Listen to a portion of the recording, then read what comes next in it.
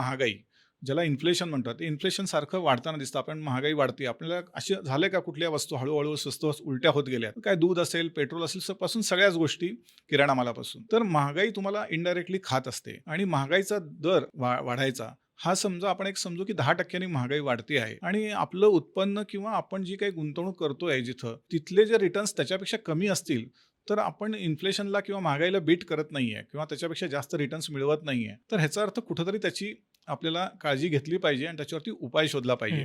तर ह्या दृष्टीने सुद्धा ह्या वेल चेकअपचं महत्व आहे. म्हणजे हा झाला महागाई हा पहिला. दुसरी गोष्ट वाढते खर्च. जर तुमचं कुटुंब हळूहळू वाढत असेल, आधी लग्न झालं मग मुलं झाली, तोपर्यंत तुमचे आई वडील हळूहळू कालांतराने आजारी पडण्याचं प्रमाण त्यांचं वाढू शकतं. म्हातारे झाले होते, बरोबर. हा, तर हे अगदी स्वाभाविक गोष्टी आहेत आपल्या आयुष्याच्या क्रमामध्ये एकूण. या सगळ्या करत असताना जो खर्च 5 वर्षापूर्वी होता तोच आणखी 10 वर्षांतर राहणार आहे का? तर नाही राहणार. आजचा खर्च 5 वर्षांनी वाढणार आहे, अजून 5 वर्षांनी वाढणार आहे. तर वाढते खर्च, येणाऱ्या वाढत्या सुखसुविधा तुम्हाला काहीतरी खुणावत असतात आणि मग कधी कधी कॉम्पिटिशन पण असते की पिअर प्रेशरमुळं अमुक ह्यांच्याकडे हे तर आपल्याकडे हे असं पाहिजे. तर ह्या गोष्टीतनं सुद्धा होतं किंवा मुलं मोठी झाल्यानंतर त्यांना काही टू व्हीलर घ्यायची असेल किंवा अशा काही गोष्टी असतील तर यातून हे वाढते खर्च हा सुद्धा एक महत्त्वाचा भाग आहे. त्यामुळे महागाई, वाढते खर्च आणि नोकरी व्यवसायातली अनिश्चितता हा एक महत्त्वाचा फॅक्टर आजच्या काळात खूप प्रकर्षाने पुढे येतोय. एकेकाळी असं होतं की सरकारी नोकरी असायची, एकदा नोकरी लागली की आयुष्यभर तुम्ही तिथंच करताय.